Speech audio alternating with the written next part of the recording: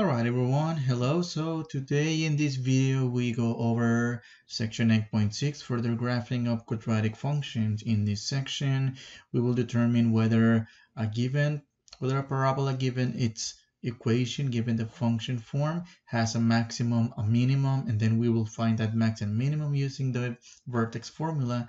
Then we are going to apply this to word problems in which we maximize and minimize quantities. And finally, we're going to put everything together, everything we have learned in this chapter, all the properties, in order to graph the parabola using the important points and properties. So first of all, let's go over the vertex formula, right? So if we are given an equation, the equation of a parabola in this form, y equals x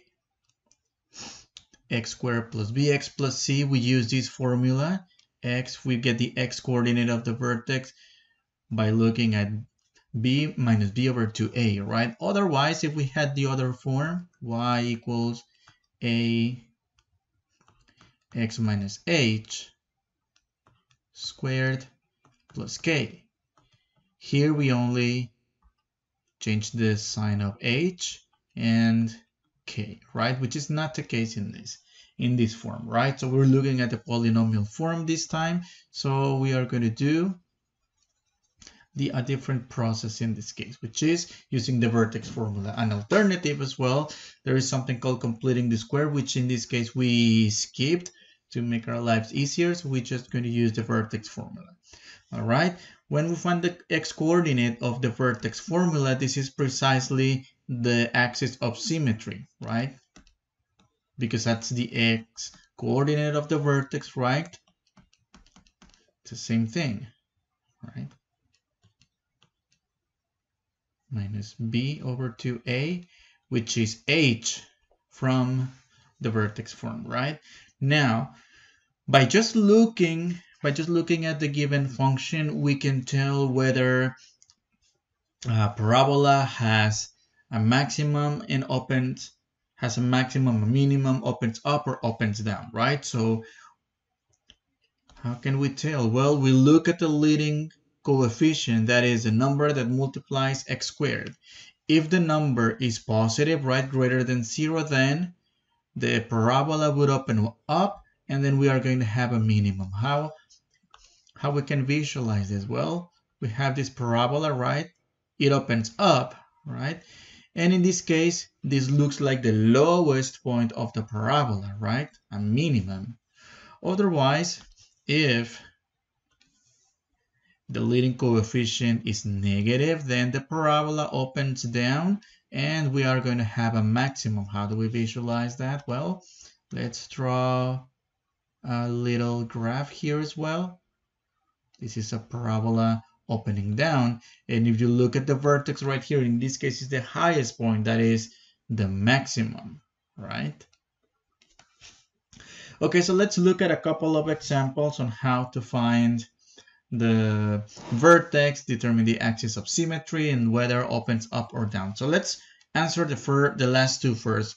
In this case, well, by looking at the coefficient, at the leading coefficient, it's positive 2. So that tells me that the parabola opens up and therefore it has a minimum. Okay, so let's find the vertex, right? So the x value of the vertex in this case is minus b over 2a, in which b is negative 4. Again, keep in mind to go with the sign. Divided by 2 times a, which is 2. In this case, what are we going to have? Negative times a negative is positive 4 divided by 2 times 2, which is 4, which reduces to 1. It is very important when finding the x coordinate, right, to reduce to lowest term, because when we go and find out what the y value is, it may be hard, and it may give us a hard time when plugging in a number that is not reduced to lowest term. So let's see, y. We get y by plugging in this 1 in the original function, the original equation, right? So 2 times squared minus 4 times plus 1. All right, so and we plug in the number 1 we found out in the previous part, right? So what are we going to get here? So we get y equals 2 times 1 minus 4 plus 1, which is 2 minus 4 plus 1. That is going to give us negative 1. All right, so this is the x coordinate, right? The x value of the vertex, positive 1, and the y value is negative 1. Again, the axis of symmetry, recall from the previous section that the equation of the axis of symmetry comes from the x value of the vertex, okay? Let's look at another example, okay? So let's look at the leading coefficient first. So just like as a matter of an analogy, you might remember when we will look at radical expressions, the first thing we'll look at the radical is the index. That was going to tell us whether look for perfect squares, for perfect cubes, perfect fourths, etc. Right? When it comes to this case, to parabolas, the first thing we'll look at the leading coefficient. That's going to tell us pretty much everything about the parabola, or at least a good portion of it. Whether the parabola is going to open up, it's going to open down, right? And that we know by the sign of the leading term, right? And whether we will have a max or a minimum. Now, in this case, the fact that the leading coefficient is negative, that tells me that the parabola opens down, and the parabola has some maximum this time. All right, it has a maximum. Okay, so let's use our vertex formula, right? And here we're going to have a lot of fun with fractions, right? So x equals minus b over 2a, which in this case is minus 9 divided by 2 times negative 3. Careful with signs here, right? So in this case, we're going to have negative divided by negative is positive 9 over 6, which reduces to 3/2. Okay. So there goes the x value of the vertex, 3/2. Now we need to find the y value. And by the way, this is also the equation of the axis of symmetry, right? Okay, so let's find out what the y is. So y equals negative 3 quantity squared plus 9 times quantity plus 1. And then 3/2, 3/2. All right, so let's simplify this. Okay, so we're going to get, we square this first. So the square root of 3 is 9, the square root of 2 is 4. So we get negative 3 times 9/4 plus 9 times 3, which is 27 halves plus 1. And then we keep simplifying this. Negative 3 times 9, that's going to be, that's a negative 27 fourths plus 27 halves. Notice the space I'm going to leave here for missing factors for the LCD, right? So let's divide by 1 and multiply by 4, divide by 4, multiply by 2, divide by 2. We are going to get the following. So we get negative 27 divided by 4 plus 54 divided by 4 plus 4 over 4. And then we can combine this all together to get 31/4, right? So 31 over 4 is the coordinate of the vertex. Again, recall the axis of symmetry comes from here, right? The x value of the vertex. All right, so how can I apply this to real world situation? Well, so everyday's problem, right? It's whether we can maximize and minimize, right? For example, we will go to shopping, right? Or we want to maximize our expenses, but we want to spend the least amount of money possible, right? In example A, for example, we have a cost function, right? The modeling of this function comes from doing calculations here and there, right? So we don't need to know where is that function coming from. So we can use this function to determine how many, in this case, the bicycles, right? So the company sells, manufactures bicycles. So the thing is, when it comes to manufacturing, if you produce too many too many too many items, right, you may spend a lot of money, right? So the idea here is to determine how many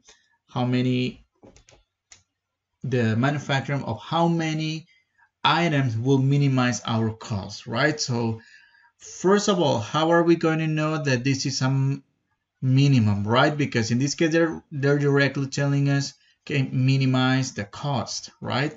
We can tell this is going to be a minimum because a is greater than 0, right? A from the given parabola is positive, right?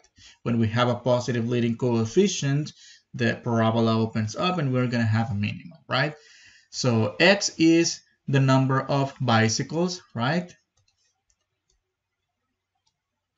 And c will be the cost of manufacturing bicycles, right? So if you plug in 5 to this function, you will be finding the amount of money or the cost required to manufacture 5 bicycles, right? So in this case, we are going to look for the number of bicycles that are required to manufacture to minimize the cost. So how do we get that? By using the vertex formula, because the vertex formula will give us the vertex of the parabola of this graph, right? And if we look at the vertex of that formula, that's going to give us the minimum value. And in another case that we're going to do soon, they're going to give us the maximum, right? So let's plug in the numbers. So negative times negative 800 divided by 2 times a, which is 2, right? So this will be 800 positive divided by 4, which gives us 200, right? So that means that manufacturing 200 bicycles, it's the number that minimizes the cost, right? So now, what is that cost? All we do is plug in 200, whatever you see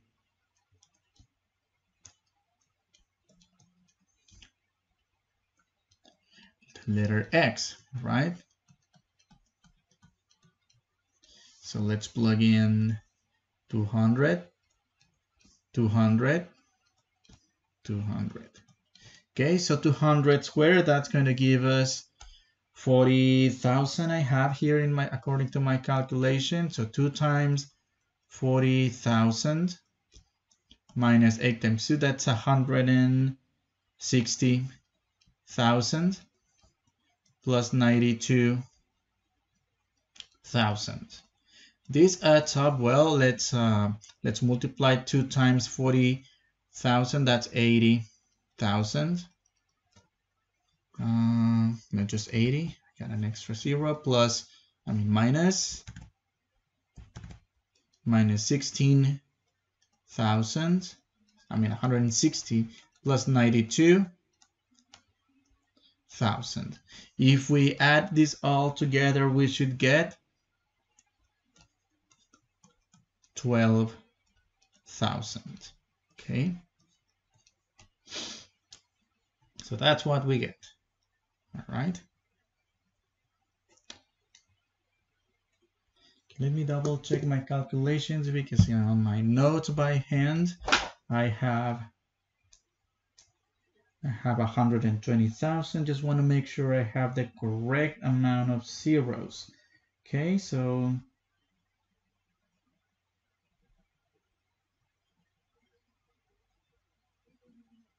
let me get that done real quick. Yes, 12,000. That's what I have. 12,000. Perfect. All right, let's do another application of this, right? So we are going to have an object thrown upwards, right, from 100 and 100 feet cliff, right? And so what happens when we throw up an object? So the object goes up, right? So let's say t equals 1 second, 2 seconds, 3 seconds, and then it's going to come back, right? So this is described by as a quadratic function, right? In this case, the one given here. Okay, so there we are going to use this function to determine the maximum height of the object thrown up and how long does it take to the object to reach the maximum height. So this is what happens. So it goes up, then goes down, right? Do you see the parabola, right? It's a parabola that is upside down. It has a maximum, so that's how we know that we are going to have a maximum, right? That's how we acknowledge. In fact, look at the sign of the leading coefficient. In this case, it's negative, right? Negative 16. So in this case, t represents the seconds and h represents the height. So we are going to find the number of seconds, right? It takes the object to reach the maximum height. So minus 10 divided by 2 times a, which is negative 16. We can reduce this 10 divided by 2 to 1 and 5. We get minus times a minus. This is plus 5 over 16. All right, which is approximately 0.83 seconds. All right. Now, let's find the maximum height of the object, right? So we plug in this number, actually not the decimal. We are going to plug in the fraction because we may need exact answers, and then we round to decimal places at the very end of the problem, right? So we find the height at negative 16.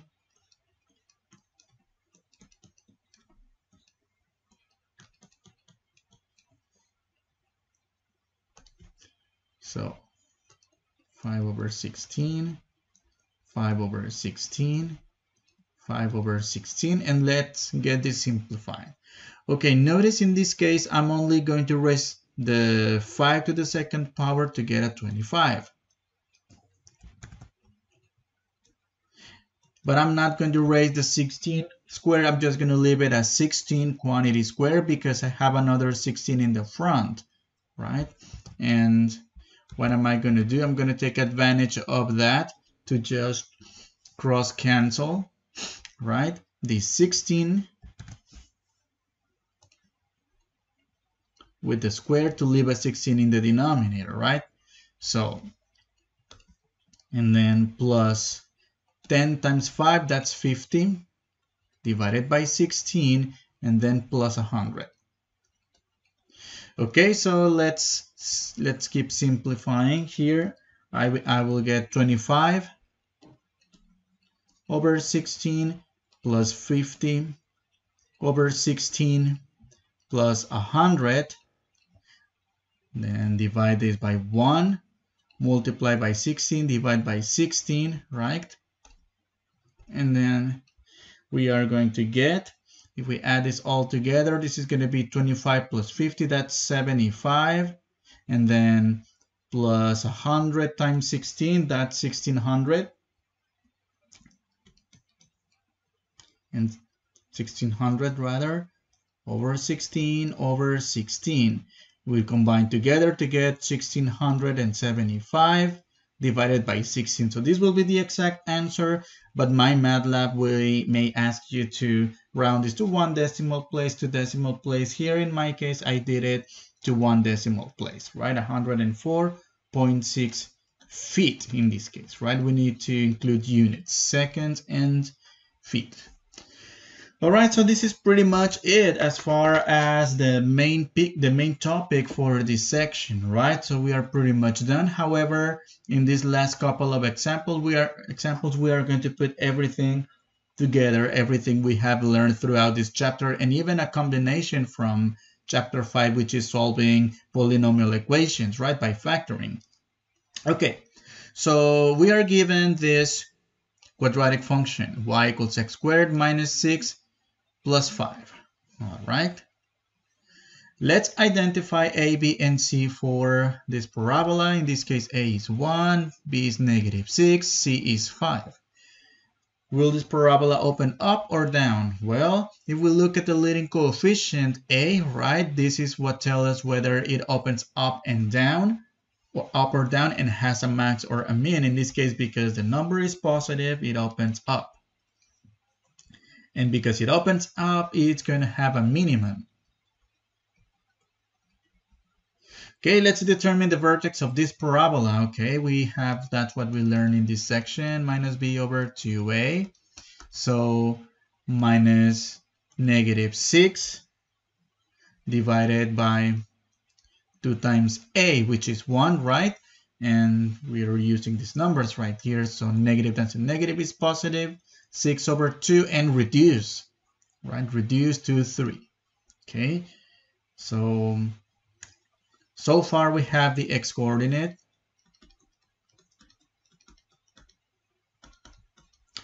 Three comma, let's find out what y is. So y will be plug in the value that we just found on the previous step, wherever you see the letter x. So 3 and 3. And what are we going to get? We are going to get 9 minus 18 plus 5. And this is going to give us, when we simplify, we get -4. So 3 comma -4 is the vertex of this form, of this parabola. Determine the axis of symmetry. Again, recall that the axis of symmetry comes from the number I'm highlighting in yellow. That is the x value of the vertex. Okay, and that's about it. Okay, find the x-intercepts. In other words, to find the x-intercepts, here is the rule, right? To recall, how do we find the x-intercepts, right? We do that by setting the parabola, right? That is x squared minus 6x plus 5 equals to 0. And in this case, well, notice in this chapter we learn how to solve quadratic equations using the quadratic formula. In some cases, it might be longer to use, like in this case, it might take longer to use the quadratic formula. You might want to use the quadratic formula if you want, however, it's going to take too long. In this case, notice this polynomial can be factored, can be easily factored. So x equals -5 and x equals 1. X equals -1, rather, because these are the factors of +5 that add up to -6. And this tells us that x equals 5, and this tells us that x equals 1, right? However, these are only the solutions to the equation. So when it comes to stating the intercepts, right, the intercepts should be stated in the form of order pairs, which is what I'm going to do now. So 1, 0, right, and 5, 0. Where is that 0 come from, right? Because y equals 0, right? The y coordinate is 0. Do you see that? Okay. All right, let's look at the y-intercept, and the rule for finding the y-intercept is to set x equal to 0 and solve for y. In other words, y equals quantity squared minus 6 times quantity plus 5. In other words, plug in 0 wherever you see the letter x, and notice the first two terms are going to get zeroed out, right? So y equals 5. But this is just a solution to the equation, right? We need to state it as an intercept, as an order pair. In this case, so y-intercept, it's going to be 0, 5. All right. Write the equation in vertex form. So let's recall what we did on the previous section, right? We need to state whether our properties for vertex form. Recall vertex form is y equals a times x minus h, quantity squared plus k. Okay, so let's state what is a in this case. A again is the same as in the parabola that we were given at the beginning, right? That is this one right here, the invisible one.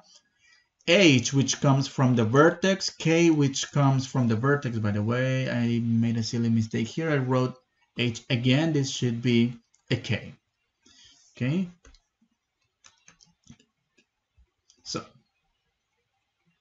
So according to our vertex, if we go back, H is 3 and K is negative 4. So H is 3, K is negative 4. So writing this in vertex form, we get y equals, I don't need to write the 1, the invisible 1. Well, let me write it down just so you can see where it's coming from. X minus the number h, which is 3, quantity squared plus k, in this case minus 4. Okay. I'm going to erase this one right here just so it doesn't cause any confusion, right? So.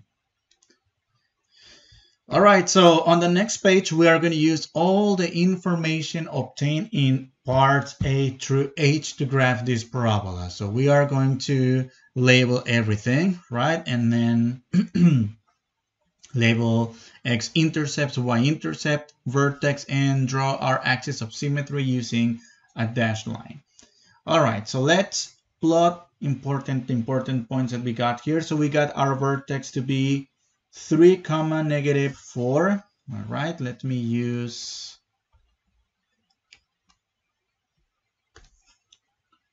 black for this. So 3, negative 4. Okay. And then our x-intercepts were 1, 0 and 5, 0, right? One more point, the y-intercept 0, 5. Right? So from here, we have enough information to graph this parabola, right? Notice in this case, we're not plotting points and looking at the transformations like we did on the previous cases. So we are going to, let's label the y-intercept, x-intercept, vertex,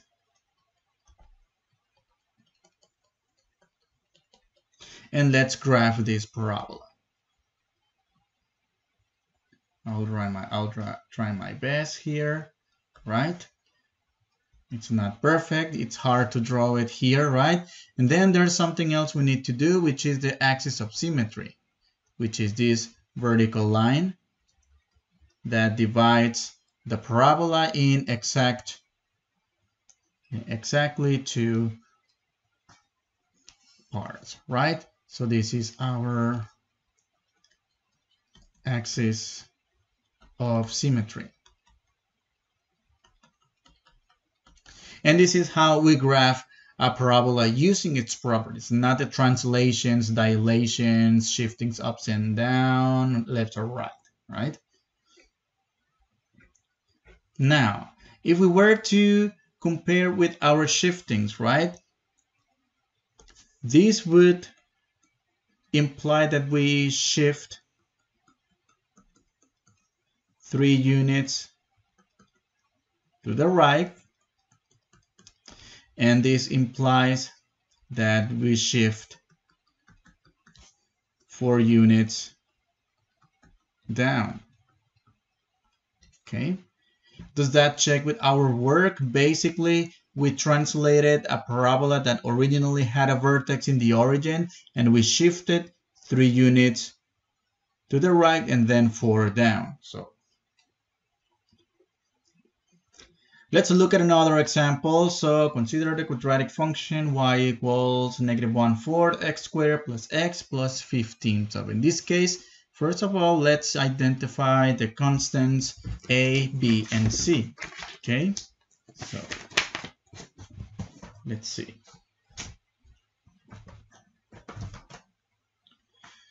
So a equals -1/4, b equals 1, and c equals 15. Will this parabola open up or down? Again, this is going to be told by the leading coefficient, which is a negative number. That is, it's going to open down, and it will have a maximum. Again, a parabola that opens down reaches a maximum point, as we saw on the previous examples. Okay, determine the vertex of this parabola, right? We are going to use the vertex formula, minus b over 2a. So plug in the numbers, minus b, which is 1, divided by 2 times a, which is negative 1/4.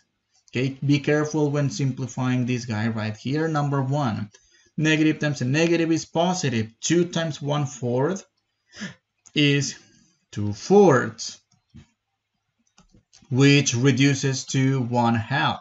1 divided by 1/2. Again, dividing by a fraction is the same as multiplying by the reciprocal, so 1 times 2, which equals just 2. Okay, so the vertex so far, the x-coordinate is 2, comma, okay, I need to find the y value. So y will be, plug in these 2 in the original function, negative 1/4 times quantity squared plus quantity plus 15. Plug in 15. No, not 15. Wait a minute. We plug in 2. Plug in 2, which is the number we got on the previous step. So we're going to get the following. 2 squared equals 4. So negative 1/4 times 4 plus 2 plus 15. Then we are going to divide out these 4s, right? And we are going to get this negative 1 only. And 2 plus 15 is 17 minus 1, which equals 16. Okay? So 2 comma 16 will be the vertex of this parabola. Now, let's determine the axis of symmetry. Again, keep in mind that the axis of symmetry of the parabola comes from the x-coordinate of the vertex, which is x equals 2. No more, no less. Find the x-intercept. So we said the equation equals 0, solve for x. So in this case, what do we have? We have negative 1/4 x squared plus x plus 15, all right, plus 4x plus 15 equals to 0, okay? So notice in this case we are dealing with fractions, so a good move will be to get rid of those fractions, and also you may not want to have that negative in the leading term. So multiply both sides by negative 4. Notice how this cancels right here when we distribute the 4. All right, so we are going to get simply x squared, and then when we distribute here, we're going to multiply negative 4 times 4. So that'll be negative 16x, and negative 4 times 16.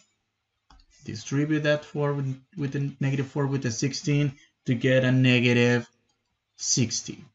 Again, in this chapter, we learn how to solve quadratic equations using the quadratic formula, but look at the numbers. They're kind of big. We will need to multiply and get some squares, and then on top of that, take the square root of a potentially big number. So I would like to avoid that. So, and the good thing is that this polynomial is nicely factorable, so we can find factors of negative 60 that add up to negative 16. And in this case, I get, wait a minute, I did a silly mistake here. For some reason, I had this 4 right here, which was not supposed to be there. This 4 was supposed to be there when we distribute, okay? So correct that, all right? Okay, so x minus 10 and x plus 6 are the factors of this polynomial, right? Factors of negative 60 that add up to negative 4. So we get x equals 10 and x equals negative 6. Okay, however, These are not the intercepts. These are just the solutions to the equation, to the x-intercepts. Should be labeled as order pairs. So -6, 0 and 10, 0. Or the reverse, doesn't matter. It's just a list. I always start with the smallest and then the largest. To find the y-intercept, set x equals 0, solve for y. Okay, so all we do is plug in 0. So y equals to -1/4 times 0 squared plus 0 and then plus 15. Okay, so we plug in 0, 0, the first two terms 0 out, and we get y equals 15, right? So the y-intercept, it's not just a number. Again, the y-intercept should be stated as an order pair.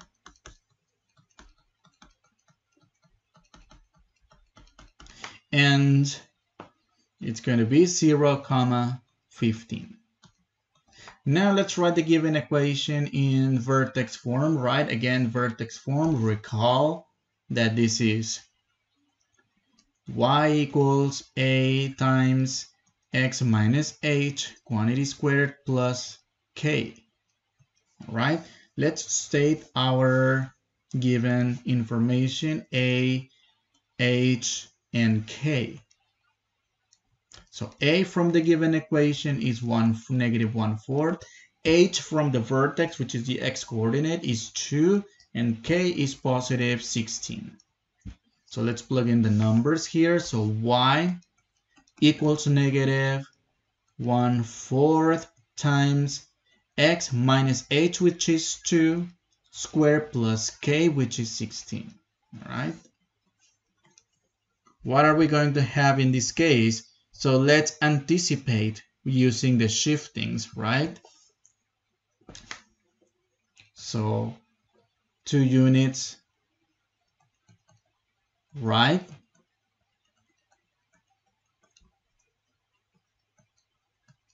$16 units up. This minus sign will tell us opens down.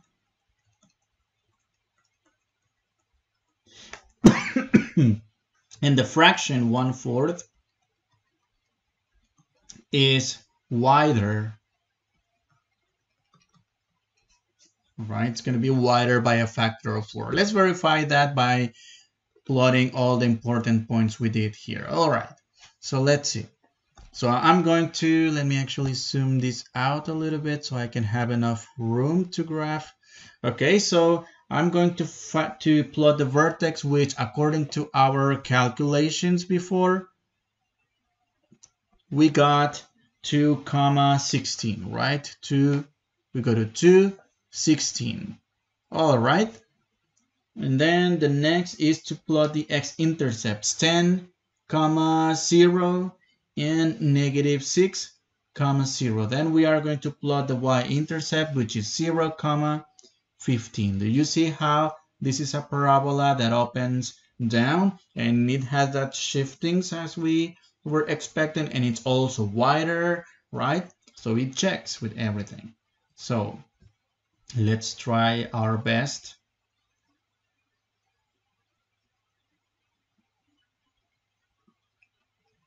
Okay, to the best of our, okay, let me try that again. I didn't like how it came out.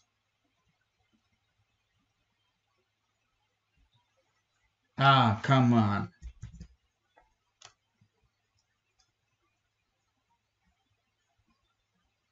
All right, come on, it's not working. Okay, just